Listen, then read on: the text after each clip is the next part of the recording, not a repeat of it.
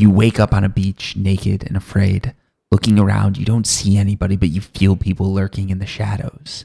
As you stare off to the horizon, you realize that this is going to be an adventure unlike any you have ever undertaken, and you need help. Or maybe you just got a little too wasted and your aim's trash. Either way, this is the Beginner's Guide to Rust for 2022. I'm Serial Overdrive, and I'm here to help. This guide is going to be relevant for the PC version Rust and the console version Rust, so whatever you're playing, we've got you covered. Without any more fanfare, let's just get into it. First things first, you've woken up on a beach, you're naked, you're afraid, you got absolutely nothing. The first thing you should do is pop open that map. If someone kills you, it doesn't really matter at this point. So the big thing here is to analyze that map and find the perfect place to aim for. Beginner, the perfect place is going to be somewhere away from pretty much any other players. This is because pretty much everyone in this game wants to kill you. Just keep that in mind. So what I'd aim for here is I'd aim for away from all monuments, not near a coast, especially if it's by the oil rig, and if you can find it, sort of nestled in the mountains. The mountains are going to make it a little bit harder to find your base. A lot of people don't like to transverse the mountains because it gets a little too cold. It'll take their health off. And in addition to that, it can just be hard jumping up and down those rocks. So for a beginner, while it is a little bit harder to get to your base, it might make for a safer base, and that is definitely going to be worth it.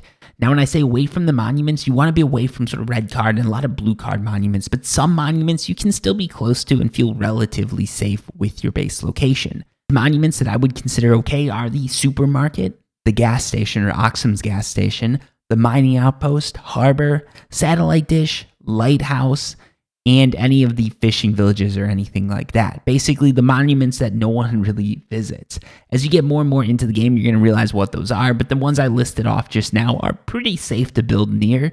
Not too close, but within a couple squares, you should be fine. So once you've figured out where you're going on the map, you need to get there. So start running in any direction that's away from that beach, because the last thing you want to be doing is standing around the beach. These newbie spawn beaches are the perfect place for rock fights that just get you locked into hours and hours of dull content, or for higher geared players to come and target practice. You don't want either of those things to happen. So head away from the beach. As you're running away from the beach, pick up anything you see on the ground. You're going to find cloth, you're going to find some pumpkins, you're going to find corn, you're probably going to find some stone, some wood, just everything. Pick it all up. As you get food, you want to eat that food. Your goal here is to get your health to 100. The higher your health is, the longer you're going to survive. But in Rust, you never spawn in with a full health bar, so you need to get it up the second you spawn in.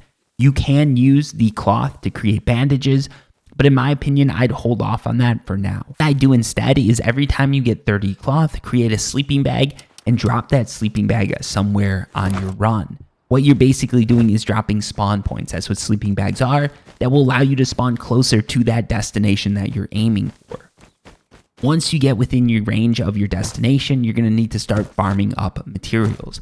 Your first two materials that you should be going for are wood and stone. You're going to have to mine these using your rock. This should be probably one of the only times you use a rock, especially if you're lucky. So first off, knock down a tree. After this, bang away at a stone node. Stone nodes look like this. It's a bit of a dull, whitish, gray colored node. So you've broken that stone node, it's time to craft your first item. What you're going to be crafting is a stone hatchet. The stone hatchet can be used to cut down trees. You're doing this because it is extremely unlikely that the stone node you gave didn't give you enough stone to craft a pickaxe, but it's completely possible that you did not get enough wood to craft one. So once your hammer's been crafted, go ahead and cut down another tree, and now you can create your stone pickaxe. Right here, we're going to take a second, then I'm just going to explain how this works. The way it works with farming is you're going to have hatchets and you're going to have pickaxes. You're going to use pickaxes to farm stone nodes or metal nodes or sulfur nodes, and you're going to use hammers to farm trees for wood. As you get better and better at the game, you're going to be able to research and unlock better or more and more efficient tools. This is going to be sort of your metal hatchet or your metal hammer, so on and so forth. The end game when it comes to farming is to have a chainsaw for the wood and a jackhammer for all the other nodes, or the rock nodes, if you will. That would be stone, sulfur, and metal. So anyways, back to what you're doing here. Once you have your stone pickaxe and your stone hammer crafted, what you're going to want to do is cut down a bunch of trees and break open a bunch of stone nodes. Trees are pretty easy to find. A lot of them aren't going to be spawning in the mountains, so you might need to go downhill to find those. Stone nodes, on the other hand, are more likely to spawn in the mountains, so you might need to go uphill for those. If you're looking for a bit of a risky mine, you can actually find more and more nodes or stone, sulfur, or metal nodes near monuments or around the edges of monuments. I wouldn't recommend it right now, but as you get better and better at the game, it might be something that you want to try. Once you have enough stone and enough wood, what you're going to want to do is you're going to want to craft a tool cupboard that's going to cost 100 wood, and then you're going to want to craft building plans, which you're going to use to actually build your base, and a hammer, which you are going to use to upgrade your base. To start off with the base, there's two ways to go about it. You can create yourself a 1x1 box that you just use to store resources right off the bat, or you can go right for a 2x1 or a 2x2 type base. Don't worry, I'll explain what both of those are, but first let's get into this just generic 1x1 box that we're going to be building. So put down 1 square foundation, then put down 2 walls that are right next to each other. Line up your TC or your tool cupboard in the corner of those 2 walls. Put the TC as close as you can get to both of those walls, because the TC is the one thing that once you put it down, you cannot pick it up. You can pick things up with the hammer generally, but the TC you can't do that with. Once you've got the TC properly aligned, drop it, put a lock on the TC. If it's red, that means it's locked. And once you've got it down, make sure that you upgrade that base foundation, that floor foundation, to stone. If it was something like a twig, it would be very easy for someone to break. Wood, someone can burn through, but if you've got stone, no one's going to really break that, especially with the foundation. If you got your TC on top of it and locked, this is at least a good place to initially store your loot. If you're getting into a new wipe, it is going to work for 30 minutes before someone actually tries and breaks it. So you get a little bit of time now where your loot is there and nobody's going to be able to really get to it, or at least get to it easily. So now you've got a little bit more freedom to go ahead and die. Well, you probably shouldn't die, but if it happens, it happens. You can chill out about it a little bit. Next up, you're going to put down 1 more wall, and you're going to put down a door frame. Next up, you're going to want to put a door in that door frame. We can use a wood door for now. Wood doors are not what you want to log off with. If you log off with a wood door, it's probably going to get broken in. Everything's going to get stolen. You want to log off with sheet metal doors, but for your first hour or so of the game, you can use a wood door just as a stopgap. Next up, upgrade everything to stone. Put on a ceiling, upgrade that to stone, and you've got a little box. Put down a sleeping bag and an actual small box, and now you've got a little base that you can work out of. Once you're tired of that base, which should happen pretty soon, you're going to be doing a 2x1 or a 2x2 base. So 2x1 base refers to just how many squares it is. So it's 2 square foundations next to each other, 2x1, because there's no depth to it. So it's basically like 2 squares just lined up next to each other. It's as simple as that. And a 2x2 is 2 squares by 2 squares. So it's going to look just like a square if you're looking at it from the top down. So that's what a 2x1 or 2x2 is. Put down everything like we did with the square foundation, except this time you're going to be putting the walls around that whole foundation. And then you're going to put on a triangle foundation next to it, just like I did here. That triangle foundation is something that's called an airlock. So you're going to put 2 doors there. There's going to be 1 door that leads to the outside into sort of that initial triangle foundation, and then another door. Basically, the idea behind this is if you open your door and someone kills you, there's still 1 door between that person that killed you and your loot. This should be enough to allow you to sort of get your bearings and figure out what to do. Generally, what you don't want to do is open up that initial door, or that 1 door that separates them, because they'll kill you again and just get all your loot. What you want to do is log in from outside of the base, run in and close that door that you just got killed by. That way you've got basically 2 doors closed. Best case scenario, someone's trapped inside. In this case, don't open your inside door. Just wait for them to give up and kill themselves. They might despawn their loot, but if they don't, you're going to actually get some really good loot from that. So that's how an airlock works. And if you really want to do an airlock correctly, you do it like this. So 1 door opens up and it blocks the entry into your base. This means if someone kills you when that door is open, or when you open that door, they can't get in to get all your loot. You can pop open your other door and try and shoot them from there without too much to worry about. They will have a line of sight into your base, and they can destroy things if they have a line of sight into them. But if you build everything correctly, they shouldn't be able to see it too much. So that is the basics of building your base, getting everything set up and everything like that. I've got some really good build guides that I'm going to recommend at the end of this video. One of them shows you how to do a bunker base. A bunker base is going to be amazingly effective at keeping people from looting you, but that is a little bit more of an advanced tactic, so we're not going to be talking about it in this beginner's guide. Now moving on, you got your 2x1, your 2x2 base, whatever it is. Okay, you've got your code locks on the doors. Make sure you put locks on your doors, but they're wood doors. Wood doors are super easy to raid in. So how do we get past that point? So first off, you've got your TC down. You're going to want to slap down a sleeping bag and maybe a small box to store some loot. Doesn't matter where you put these, you can pick them up. Every time you pick something up, it decays, but don't really worry about that. You've got a few pickups before you really have to worry about your sleeping bag or your box, or whatever it is, decaying to the point where you can't use it anymore. And they're pretty easy to create, so don't worry about it. Put them down wherever you want to put them down. Don't worry about it. So now you're going to go out, you're going to mine up some more resources, and what you want to do here is you want to go for low grade. So there's a few ways that you can get low grade, okay? You can either break open red barrels, and there you're going to find low grade fuel and oil when you break those barrels open. You can go kill animals, and what you do there is you're going to get animal fat, and you can combine that with cloth to make low grade, or you can go to the outpost and trade for low grade. There's vending machines there. You give the vending machines, I think it's wood or stone or something like that, or scrap maybe, and they'll give you low grade. The outpost method is by far the most effective method, but your base probably isn't near the outpost. The second most effective method, in my opinion, is to go to those red barrels, break 2 or 3 of them open. What you're going to get here is you're going to get low grade and you're going to get oil. What you can do with that oil is you can go to a refinery. They're going to be at different monuments. I like to go to the harbor monument to find a refinery. Some people might just have a refinery sitting outside their base. You can use that. Drop your oil in, split it into 3 different stacks that are about equal. Drop those stacks in, and then put in your wood, start your refinery up. Now you've just got to wait a little bit, and you're going to get a metric ton of low grade. This should be enough for you to actually construct your furnace. The other option would be to go out and kill animals. If you've got your low grade, you create your furnace. Put your furnace down. What you're going to be doing is you can use a furnace to smelt your sulfur or your metal ores. Your metal ores is going to create metal fragments, and your sulfur ore is going to create sulfur. Sulfur is basically used to make things go boom. Gunpowder, explosives, rockets, it's all gunpowder.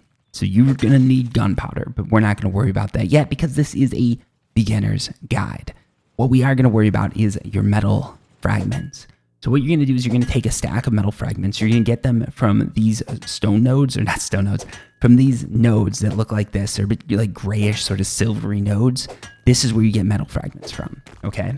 So you take your furnace, you put wood into your furnace, and then you're going to have 3 slots to fill with metal ore. The way you're going to fill them up is split your metal ore stacks into 3 different stacks, equal stacks, put them all into their select slots in the furnace and start it up. You're going to get coal, and you are going to get metal fragments. Do not throw out your coal. It's important to keep the coal because that's going to be useful later, especially if you want to make gunpowder, which you want to make if you want to make things go boom. So you want it. Save your coal.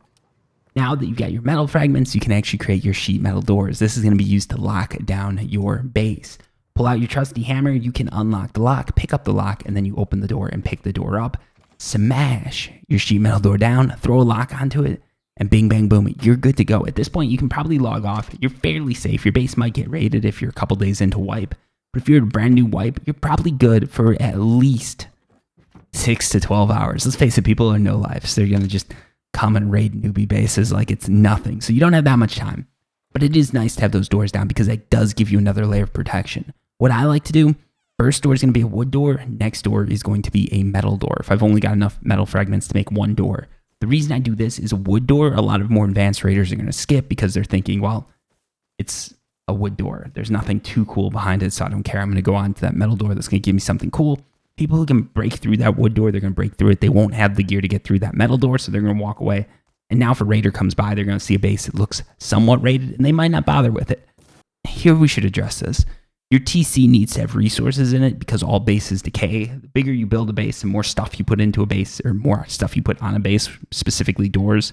Nothing else really decays, but specifically doors, the more your base is going to decay. So the bigger your base gets, the harder it is to maintain.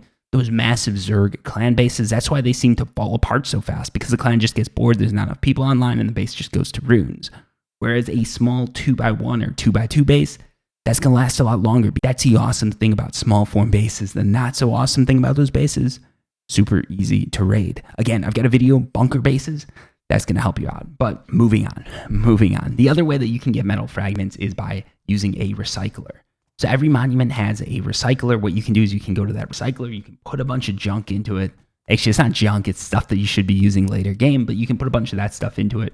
Hit the recycle button, you're going to get components, scrap, everything like that out of it. Scrap's very important because you're going to be using that to research things. But in addition to that, you can use it to get metal fragments. That's a really quick way to get metal fragments. If like, say you're scrolling through Reddit, you see a really sick pic, you want to go do something to it. Next up, you're going to need to create 2 more things. And then I'm going to say you're done with the beginner's guide because we're almost 20 minutes into this video and this is a beginner's guide. We don't want to get into anything too advanced. So next up, what you're going to need to do is you're going to need to create a workbench level 1. This is what you're going to use to craft more advanced stuff and research things via the tech tree and a blueprint table. So blueprint table, the way this works is you put an item into the blueprint table, you put a select amount of scrap into it, you hit that, sort of create a blueprint button or whatever it is, hit that button, it's going to create a blueprint of the item that you put in. But you lose the item, you get the blueprint, you learn that blueprint, and now you can go to a workbench that's either level 1, 2, or 3 based on the item and build the item that you just researched that blueprint for. If you can't find an item, so let's say you want rockets, but you can't find rockets, you go up to the workbench that has rockets. This would be a tier 3 workbench, and you can research your way down a tech tree to where the rockets are. It takes a lot longer to do this, but the advantage here is everybody can get everything as long as you have enough scrap. If you're willing to put in the time, if you're willing to grind it out, you can research whatever you want via the workbench tech tree. If you're lucky, maybe you get an AK, maybe you get a rocket, maybe you get something awesome running one of these monuments. You can just go home and research that at the blueprint table. What you want to do with all items that you get is research them because it's really important to research items because then it's not too hard to build these items. Yeah, that's the beginner's guide to Rust. That's pretty much everything I've got to explain to you about getting into the game. Once you've got this base down, once you've got that stuff down, you've got a decent start. You can see the setup that I used right here for my base. I think this is a pretty good setup, but I've got another whole base design video that you can jump into. It's linked at the end of this video, so just check that out. But in addition, a few sort of tips to leave you with. First thing you want to do after you've got this base down is start running monuments. Monuments are where you're going to find all your awesome stuff. Go from your green card monuments to your blue card monuments to your red card monuments. If I had to recommend red card monuments, it would be easier ones. It would be something like Launch. Some of these monuments that aren't as trafficked, they're going to be a lot easier for you to run. You're going to be more likely to do it without getting countered by a clan or even a duo or even a solo player who's just really good. You're unlikely to be countered by them if these monuments are a little bit sort of lesser visited. Also, if it helps, visit these monuments when the server population is low. You can run them a few times, get the hang of it, look up some guides. I've actually got guides on most monuments. If you hit subscribe to my channel, by the way, you're more likely to see guides. So if you made it this far, it's probably going to help you to hit subscribe. If you can do it, it would be good because then my videos are going to pop up and hopefully my videos are more explanative than other videos and hopefully they're a little bit more to the point. Despite the length of this video, I do try to keep my videos as short as possible. Yeah, don't sit on cards. Don't sit on anything like that. Just run those monuments the second you can. In addition, don't sit on your gear. The whole goal with Rust is basically to have as much fun as you can before someone takes all your stuff. If you're storing all your guns, if you're storing all your good loot in your base, what you're doing is you're storing a lot of fun in one place and eventually someone's going to take it for you. So take that gear out, lose it yourself, have fun with it, and then you don't have to worry as much about getting raided. In addition to this, Rust is a hard game. People put thousands of hours into the game, so don't feel too discouraged. Get into it and everybody just seems to be better than you. They probably are, but that's okay because you probably had a life. You probably did things before you found Rust. That's going to change now. You're going to be just playing Rust. That's all you're doing. But at least you lived a full life before you got to this point. Anyways, hope you enjoyed the guide. I hope it helps you out. If you get any questions or anything like that, leave them down below. But if I don't answer your question, jump into the Discord and ask me on there because I really do want to help people. That's what this channel is all about. If I can help you, I really will do my best to help you. I just can't read all the comments because honestly, sometimes people are too negative and it gets me down. Anyways, thank you so much for watching. Until next time, peace.